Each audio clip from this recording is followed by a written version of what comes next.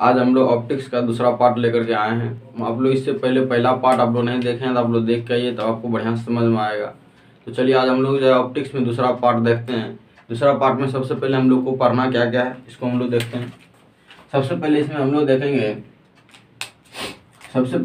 लोग देखेंगे कि प्रकाश का परावर्तन क्या होता है।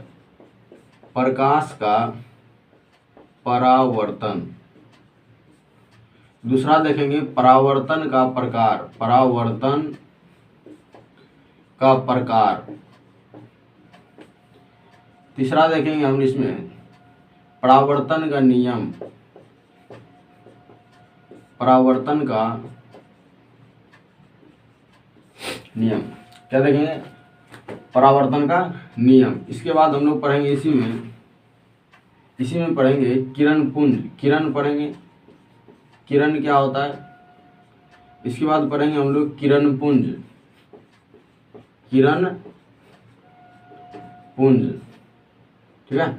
ये सही बातें हम लोग करेंगे कि किरण क्या होता है, किरण पुंज क्या होता है, ये सब सारी बातें हम लोग करेंगे। तो सबसे पहले हम लोग देखते हैं प्रकाश का परावर्तन क्या होता है। तो प्रकाश का परावर्तन जो होता है दोस्तों, सबसे पहले प्रकाश का परावर्तन। परावर्तन इसको इंग्लिश में हम लोग कहते हैं रिफ्लेक्शन।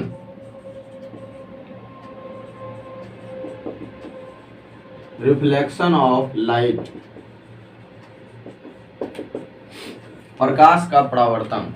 तो चलिए दोस्तों हम लोग समझते हैं इसमें प्रकाश का परावर्तन क्या होता है। प्रकाश का परावर्तन के लिए मान लीजिए कि ये कोई मान लीजिए कि सतह है।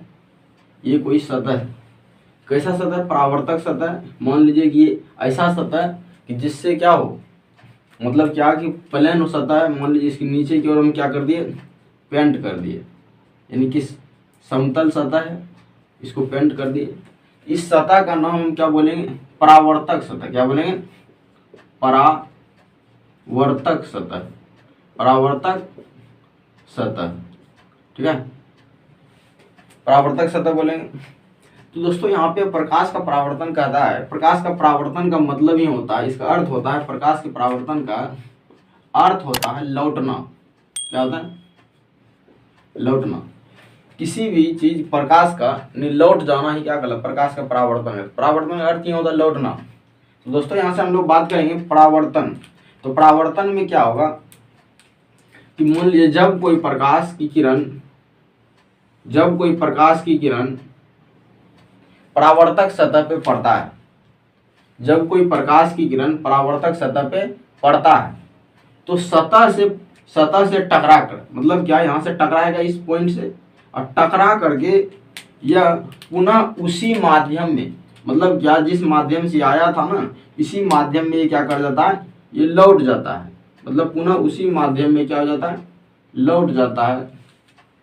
तो प्रकाश के इस घटना को, लौटने की जो घटना है प्रकाश का, इसी को हम क्या कहते हैं? प्रकाश का परावर्तन कहते हैं। समझ में आ रहा है दोस्तों? ये प्रकाश क्या बोले हम, जब कोई प्रकाश या जब प्रकाश किसी परावर्तक सतह पे पड़ता है तो सतह से टकराकर पुनः उसी माध्यम में वापस लौट जाता है। तो प्रकाश के इस घटना को, लौटने की घटना को, प्रकाश के इस लौटने की घटना को प्रकाश का परावर्तन कहते हैं। समझ में आया दोस्तों? ये परावर्तन समझ में आपको क्या होता है, प्रकाश का परावर्तन। तो ये जो मेरा किरण आया, इसको कौन सा किरण कहता है? आपतित किरण। ये जो चले गया लौट के, इसको क्या बोलेंगे? परावर्तित किरण बोलेंगे ना। इसको क्या बोलेंगे हम लोग? परावर्तित किरण। तो आप लोग को समझ में आया होगा कि प्रकाश का परावर्तन क्या होता है। जब कोई प्रकाश की किरण परावर्तक सतह पर पड़ता है तो सतह से टकराकर वापस पुनः उसी माध्यम में लौट जाता है, वापस पुनः उसी माध्यम में लौट जाता है। तो प्रकाश के इस लौटने की घटना को, प्रकाश के इस लौटने की घटना को क्या कहते हैं हम लोग? प्रकाश का परावर्तन कहते हैं। समझा? लेकिन इस माध्यम से आया और इसी माध्यम में लौट गया, तो इसको हम क्या कहेंगे? प्रकाश का परावर्तन कहेंगे। तो दोस्तों अब हम लोग समझते हैं कि प्रकाश का जो परावर्तन होता है ना, ये दो प्रकार के होते हैं। प्रकाश के परावर्तन ये दो प्रकार के होते हैं। पहला क्या होता है आपका, पहला होता है आपका नियमित परावर्तन। नियमित परावर्तन इंग्लिश में इसको कहते हैं regular, regular reflection.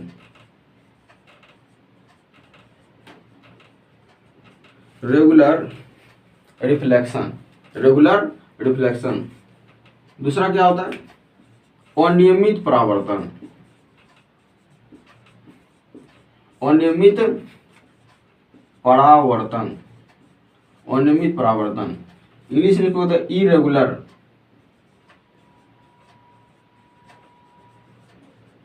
Irregular reflection, irregular reflection. तो चलिए दोस्तों हम लोग समझते हैं कि नियमित परावर्तन क्या होता है। नियमित परावर्तन क्या होता है? तो नियमित परावर्तन क्या होता है, जब प्रकाश की किरण यानी प्रकाश का परावर्तन जो होता है किसी निश्चित नियमानुसार होता है। जिसमें प्रकाश का परावर्तन किसी निश्चित नियमानुसार होता हो तो उसे हम क्या कहते हैं नियमित परावर्तन कहते हैं। जैसे कि पहले के लिए हम बात करें, जब मान लीजिए ये आपका कोई सतह है, मान लीजिए आपका सतह है और इस सतह से प्रकाश की किरण ऐसे आया और ये टकरा के क्या हो गया लौट गया। तो प्रकाश का जो किरण यहाँ से आके इस समतल सतह से टकराया और इस सतह से टकरा के ये वापस लौट गया। तो इसी घटना को प्रकाश की इस घटना को लौटने की घटना को प्रकाश का परावर्तन कहते हैं। तो हम बोलेंगे कि जिसमें प्रकाश का परावर्तन जो निश्चित नियमानुसार हो, मतलब ऐसे आया ऐसे चल गया। फिर मान लीजिए अगर अगला प्रकाश लेते हैं हम, तो मान लीजिए अगर ऐसे लेते हैं प्रकाश, ये क्या होगा ऐसे आएगा, ये प्रकाश किरण ऐसे आएगा ना ये, तो मान लीजिए ये प्रकाश किरण ऐसे चल जाएगा नहीं। और भी मान लीजिए प्रकाश लीजिए आप, इधर से लीजिए, ये टकरा के ऐसे हो जाएगा, होगा ना। तो देखिए यहाँ पे दोस्तों आप लोग नियमित परावर्तन हो रहा है कि नहीं, सीधा आ रहा है और सीधा जा रहा है, सीधा आ रहा है सीधा जा रहा है।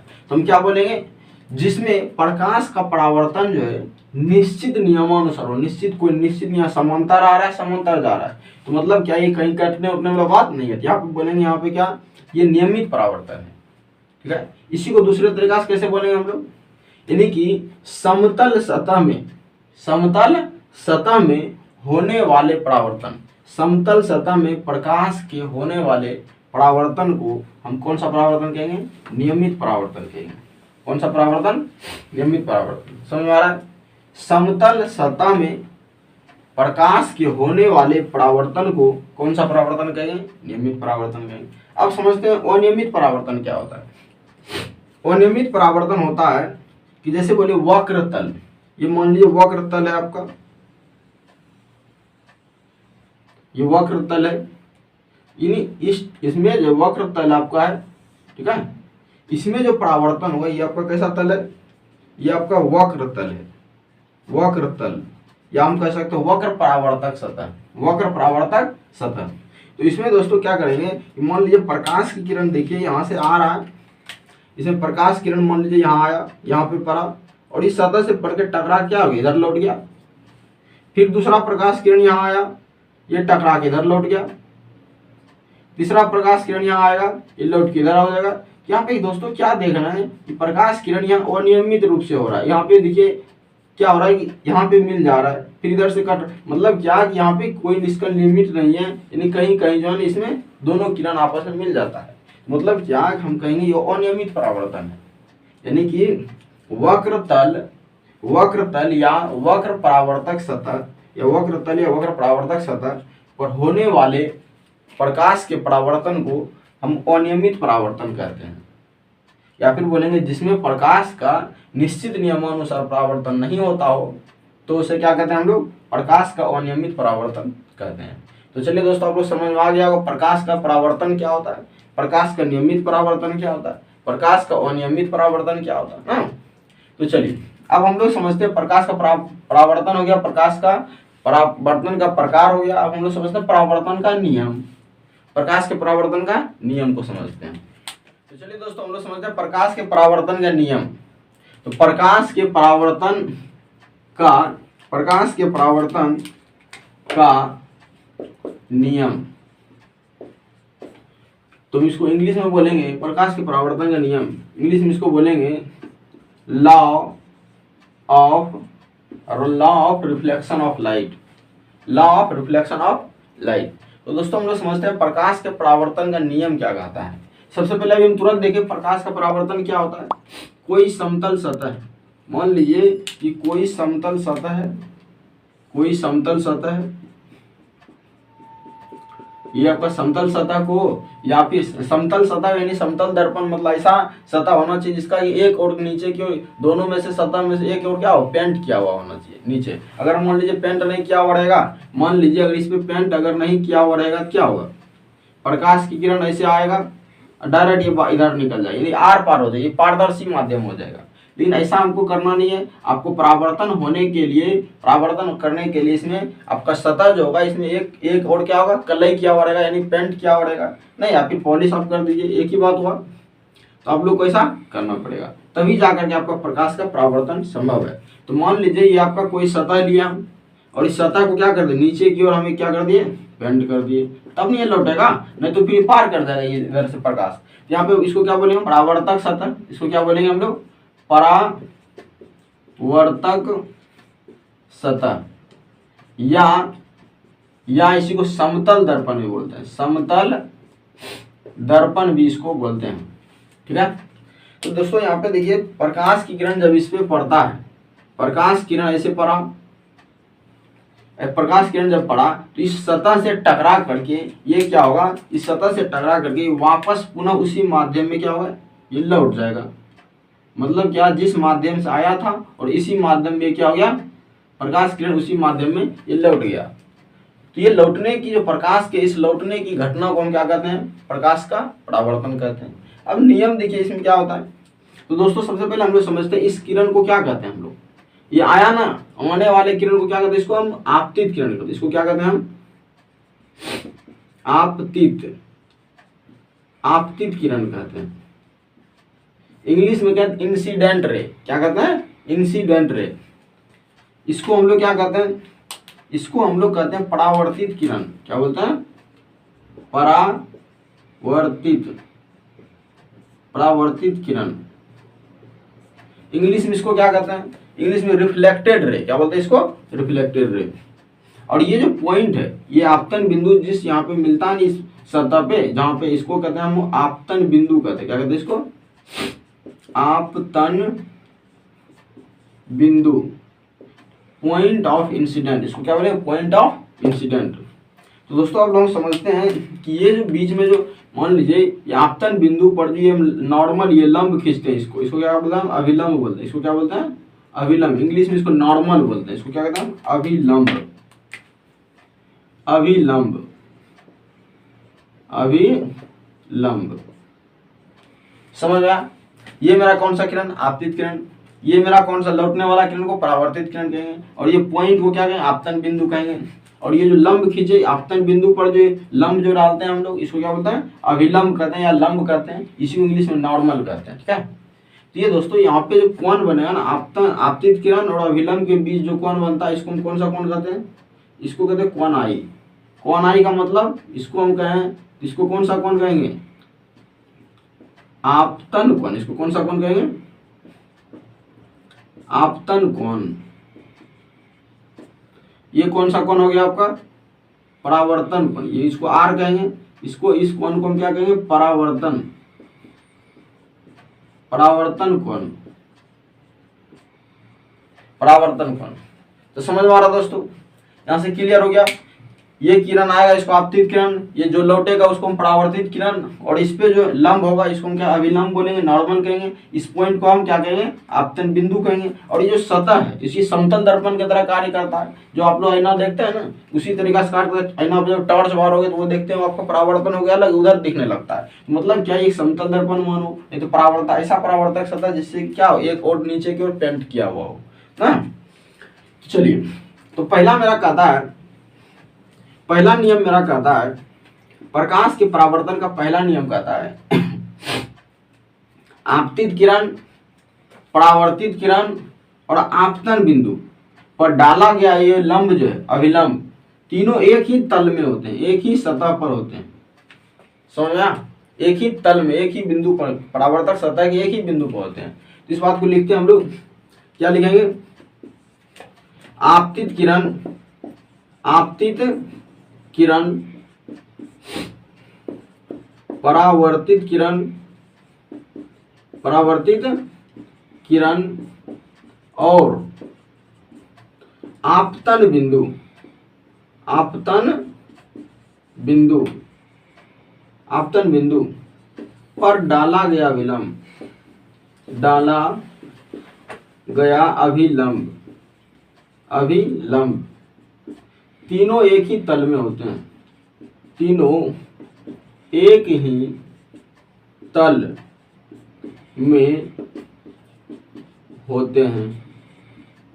तल मतलब सतह, ये जो आपका तल है ना, एक ही तल में होते हैं, मतलब ये आपतित किरण, परावर्तित किरण, आपतन, ये अभिलंब तीनों कहाँ? एक ही बिंदु पे, एक ही तल में, एक ही सतह पे ना।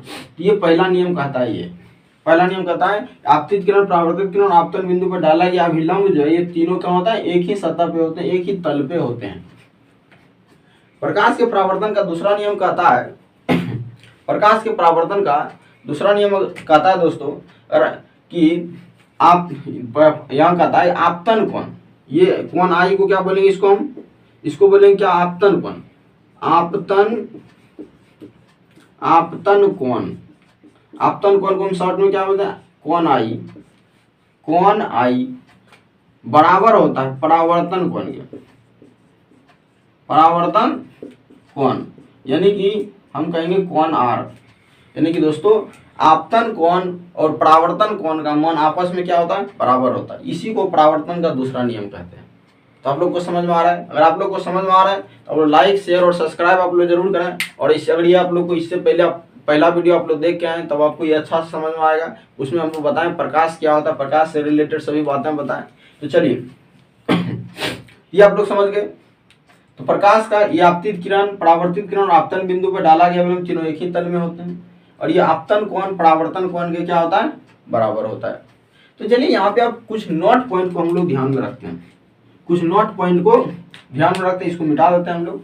इसको अगर आप लोग नोट नहीं किए हैं तो कर लीजिए। इसको आप लोगों को लिखने उखने में परेशानी होता हो तो आप इसको रोक करके स्क्रीनशॉट ले लीजिए, लिखिए, या फिर इसको आप लोग रोक करके भी लिख सकते हैं।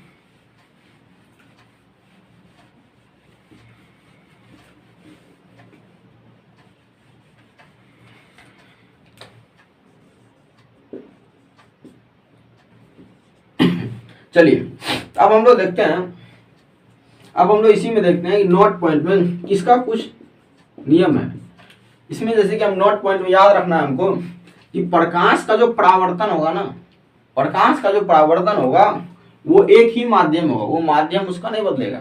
प्रकाश का परावर्तन यानी परावर्तन जो होगा वो एक ही माध्यम होगा, माध्यम नहीं बदलेगा, माध्यम नहीं बदलता है, नहीं बदलता है। समझ में आ रहा है? मतलब इस माध्यम से आया और इसी माध्यम में लौट गया, यानी परावर्तन जो होता है प्रकाश का उसमें माध्यम नहीं बदलता है। दूसरा बात याद रखना है कि प्रकाश का जो वेग होगा, परावर्तन में प्रकाश का जो वेग होगा, चाल होगा, वो भी नहीं बदलता है। आपको हम बताए थे, इसके पहले वीडियो में बताएंगे आपको कि परावर्तन प्रकाश का जो वेग परावर्तन का जो वेग होगा, परावर्तन प्रकाश का परावर्तन जो होगा उसमें जो उसका वेग होगा यानी कि चाल होगा, उसका क्या होगा कि चाल समान होगा, यानी वेग समान होगा। कैसे समान होगा? क्योंकि आपको बताए थे हम जब माध्यम बदलता है ना तभी उसका वेग बदलता है।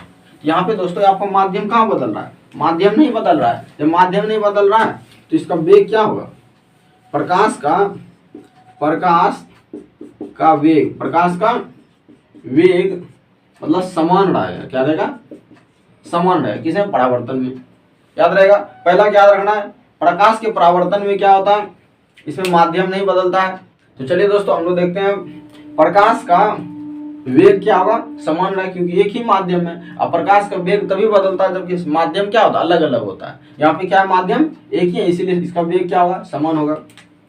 तीसरा बात देखेंगे हम लोग, प्रकाश का जो तरंगदैर्घ्य होगा, प्रकाश का तरंगदैर्घ्य, तरंगदैर्घ्य, प्रकाश का जो तरंगदैर्घ्य होगा ना, वो भी समान होगा, वो भी क्या होगा, समान होगा। इसमें भी कोई बदलाव नहीं है, क्योंकि प्रकाश का जो परावर्तन होता है इसमें क्या होता है, तरंगदैर्घ्य इसका समान होता है।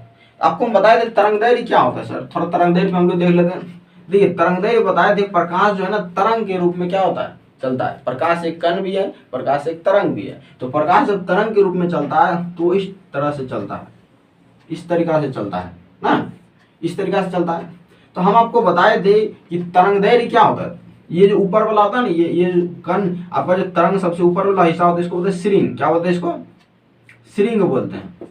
नीचे वाला हिस्सा क्या बोलते हैं, गर्त, गर्त बोलेंगे। ये क्या हो गया आपका, श्रृंग हो गया, क्या हो गया, श्रृंग। यानी ये आपका टॉप बॉटम जिसको बोलते हैं श्रृंग, नीचे वाला हिस्सा क्या बोलते हैं, गर्त, गर्त बोलते हैं, ठीक है। इसको क्या बोले हम लोग, गर्त। यहाँ पे आपको बताए हम तरंगदैर्घ्य क्या होता है, दो श्रृंग के बीच की दूरी, ये श्रृंग है ना, इसके बीच का ये दूरी जो होगा, ये दूरी को हम क्या बोलेंगे, तरंगदैर्घ्य कहेंगे। इसी को हम क्या कहेंगे, इसी दूरी को तरंगदैर्घ्य कहेंगे, इसी को हम क्या कहेंगे, तरंगदैर्घ्य कहेंगे, ठीक है। या फिर दो श्रृंग के बीच के दूरी को, दो लगातार श्रृंग के बीच के दूरी को तरंगदैर्घ्य कहेंगे, या फिर दो लगातार गर्त के बीच की दूरी को, यानी दो लगातार श्रृंग के बीच की दूरी को तरंगदैर्घ्य कह सकते हैं, दो लगातार गर्त के बीच की दूरी को तरंगदैर्घ्य कह सकते हैं। या फिर हम आपको बताए थे कि एक कंपन कितना होता है, एक बार ऐसे करके ऐसे होता है, इसको एक कंपन कहते हैं। यानी ये जो आपका दूरी होगा इसको भी हम तरंगदैर्घ्य कहेंगे। तो समझ में आया ना। तो चलिए ये आप लोग को समझ में आया होगा। तो तरंगदैर्घ्य क्या होता है, समान होता है इसमें।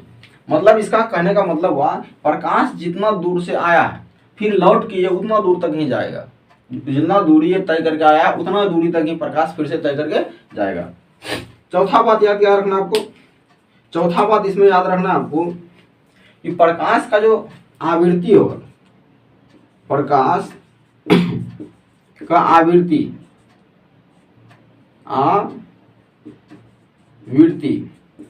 भी समान रहेगा।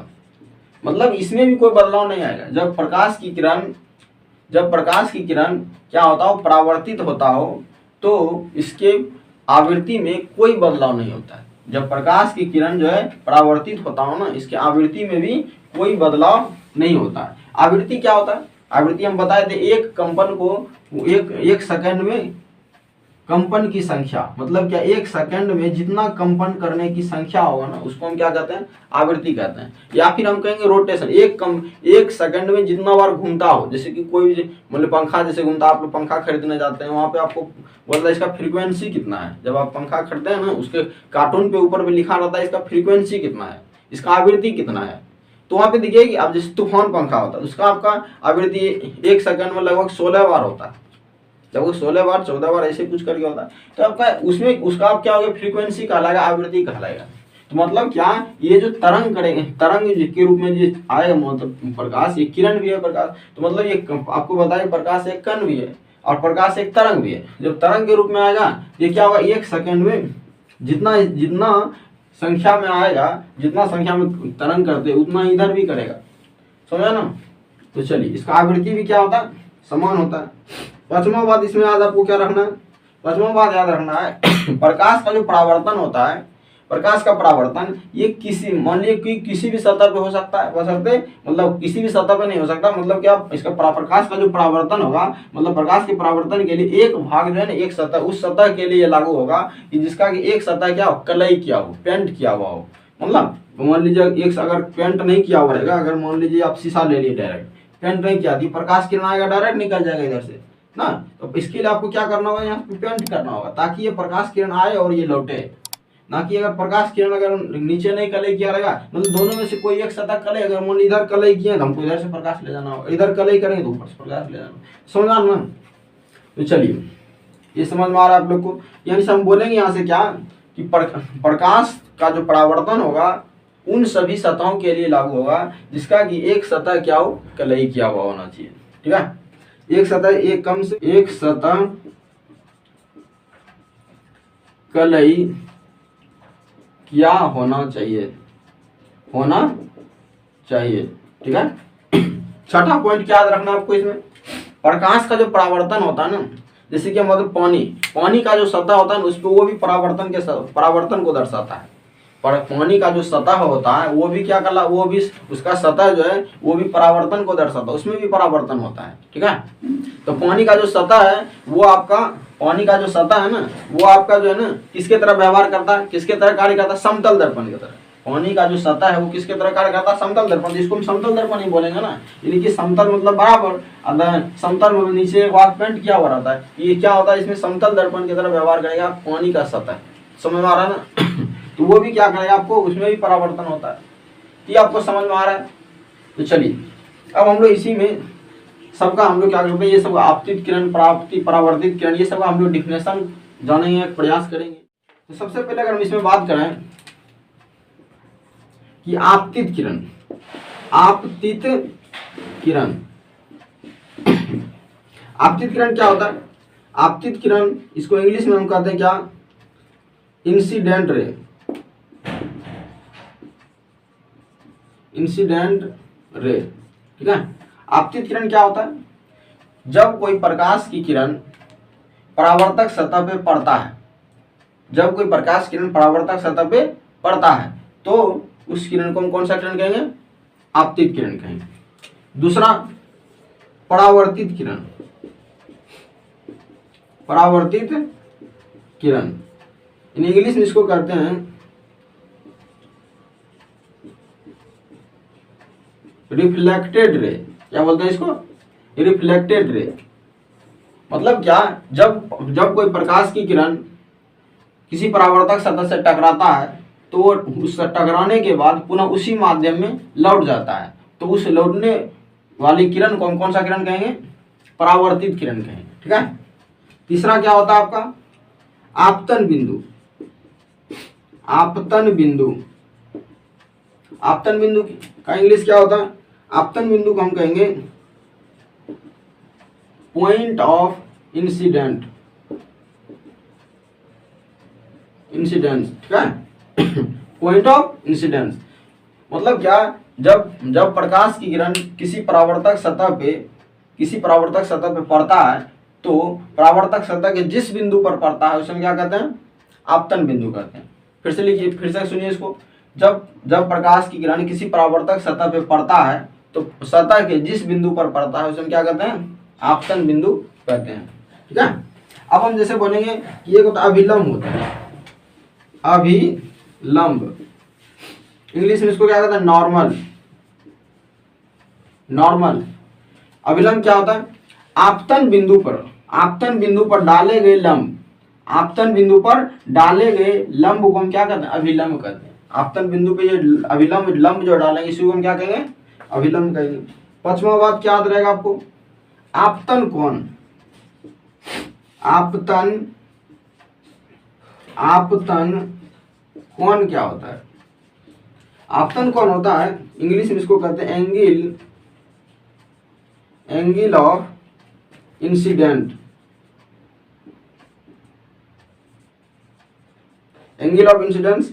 इसका मतलब होता है, इसको हम लोग कैसे परिभाषित करेंगे, आपतित किरण अभिलंब, आपतित किरण और अभिलंब के बीच बने कोण को क्या कहते हैं हम लोग, आपतन कोण कहते हैं। यानी कि नाम सही क्लियर हो रहा है, आपतन कोण मतलब आपतित किरण और अभिलंब के बीच जो बनता है कोण, इसको हम क्या कहते हैं, आपतन कोण कहते हैं, जिसे आई से सूचित करते हैं। ठीक है, अब बात करें परावर्तन कोण क्या होता है, परावर्तन कोण, परावर्तन कोण इंग्लिश में इसको क्या कहते हैं, angle of reflection, angle of reflection. दोस्तों यहाँ पे देखिए हम लोग इसको क्या बोलेंगे, परावर्तित किरण और अभिलंब, परावर्तित किरण और अभिलंब के बीच जो बने कोण जो होता है इसको क्या कहते हैं, परावर्तन कोण कहते हैं, इसको आर से सूचित करते हैं। तो समझ में आ रहा है दोस्तों? तो चलिए ये सब आपका क्लियर हो गया। अब हम लोग चलते हैं किरण क्या होता है, समझ में आ रहा है? चलिए अब हम लोग किरण समझते हैं क्या होता है, किरण समझते हैं हम लोग। किरण कहता है प्रकाश के गमन पथ, प्रकाश के गमन पथ को किरण कहते हैं। मतलब क्या कि प्रकाश जो है ना जिस पथ पर गमन करता है, जिस रास्ते, पथ माने क्या होता है, गमन, गमन पथ, गमन पथ, गमन मतलब होता है चलना, चलना या गुजरना, पथ माने होता है रास्ता।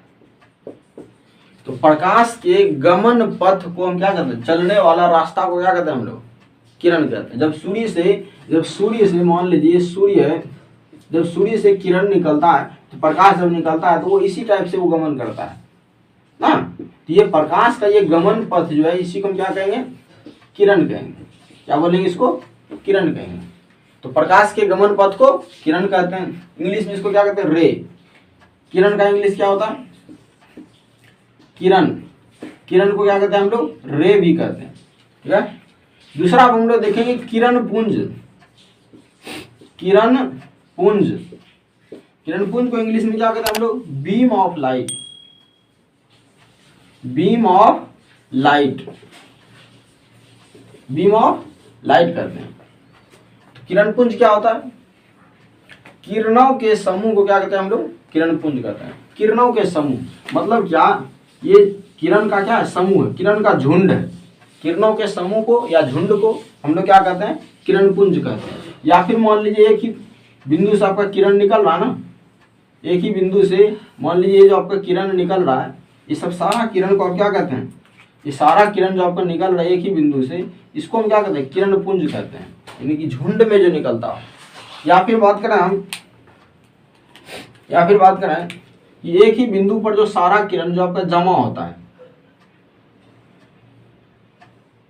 ठीक है, एक ही बिंदु पर आपका सारा किरण क्या होता है, जमा होता है, तो इसको हम क्या कहते हैं, किरण पुंज कहते हैं। मतलब कि किरणों के समूह को क्या कहते हैं, किरण पुंज कहते हैं। किरण पुंज 3 प्रकार के होते हैं। किरण पुंज कितने प्रकार के, 3 प्रकार के होते हैं। पहला समांतर किरण पुंज, समांतर किरण पुंज, इंग्लिश में इसको कहते हैं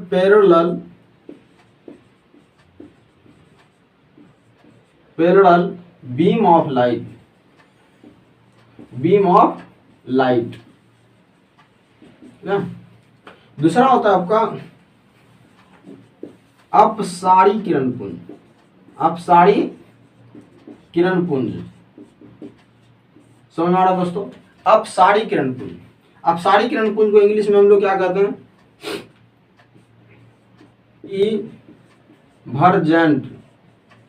divergent beam of light, beam of light, ठीक है। या इसी को दूसरा नाम से जानते हैं संश्रित किरण पुंज, ठीक है, संश्रित किरण पुंज कहते हैं, संश्रित किरण पुंज। तीसरा आपका होता है अभिसारी किरण पुंज, अभिसारी किरण पुंज, ठीक है, अभिसारी किरण पुंज। इंग्लिश में इसको क्या कहते हैं हम लोग, कन्वर्जेंट रे, convergent beam of light, beam of light, convergent रे। अभिसारी किरण पुंज को क्या कहते हैं हम लोग, कन्वर्जेंट रे। इंग्लिश या इसी का दूसरा नाम होता है संश्रित किरण पुंज, असंश्रित किरण पुंज कहते हैं इसको, असंश्रित किरण पुंज ना, असंश्रित किरण पुंज। चलिए अब हम लोग देखते समांतर किरण पुंज क्या होता है। समांतर किरण पुंज क्या होता है, जिस किरण पुंज की सभी किरणें एक दूसरे के समांतर हो। एक बार दोस्तों याद रखिए, जिस किरण पुंज की सभी किरणें क्या हो, एक दूसरे के समांतर हो, तो इसको क्या बोलते हैं, समांतर किरण पुंज कहेंगे, समांतर किरण पुंज। कैसे बोले इसको, जिस किरण पुंज की सभी किरणें एक दूसरे के समांतर हो, इसको हम क्या बोलते हैं, समांतर किरण पुंज। एक होता है अपसारी किरण पुंज, समांतर किरण पुंज हो गया। अपसारी किरण पुंज क्या होता है, जिस किरण पुंज की सभी किरणें एक बिंदु से निकलता हो, ये आपका बिंदु है, एक ही बिंदु से निकलता हुआ प्रतीत होता हो, मतलब दिखाई देता हो, एक ही बिंदु से निकलता हुआ प्रतीत होता हो। अपसारी, अप माना होता है ऊपर, ऊपर मतलब बाहर की ओर जो है निकलता हुआ प्रतीत होता हो, तो उसे हम कौन सा किरण कहेंगे? अपसारी किरण पुंज कहेंगे।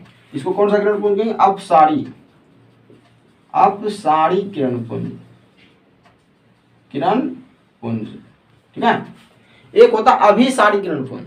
अभिसारी किरण पुंज क्या होता है? अभिसारी किरण पुंज जिस किरण पुंज की सभी किरणें, जिस किरण पुंज की सभी किरणें एक ही बिंदु पर जमा होता हुआ प्रतीत होता हो, जमा होता हुआ प्रतीत होता हो, दिखाई देता हो। मतलब क्या, एक ही बिंदु पर क्या होता हो, एक ही बिंदु पर मान लीजिए क्या होगा, सभी किरणें क्या होगा, एक ही बिंदु पर जमा होता हुआ दिखाई देता हो। मतलब क्या, एक ही बिंदु पर ये आपका किरण आएगा, एक ही बिंदु पर ये आपका किरण सब क्या होता हो, एक ही बिंदु पर ये आपका जमा होता हुआ दिखाई देता हो ना। ये सारा किरण जो होगा, इस किरणों का समूह को हम क्या बोलेंगे? अभिसारी किरण पुंज। जिस किरण पुंज की सभी किरणें एक ही बिंदु पर जमा होता हुआ प्रतीत होता हो, तो उसे हम क्या कहते हैं? अभिसारी किरण पुंज। उसको क्या कहते हैं हम लोग? अभिसारी किरण पुंज कहते हैं। तो दोस्तों आप लोग को बढ़िया, उम्मीद है आप लोग को बढ़िया समझ में आया होगा। अगर आप लोग को बढ़िया समझ में आया तो लाइक, शेयर और सब्सक्राइब आप लोग जरूर करें। फिर मिलते हैं आप लोग को अगला वीडियो में मिलते हैं। Thank you.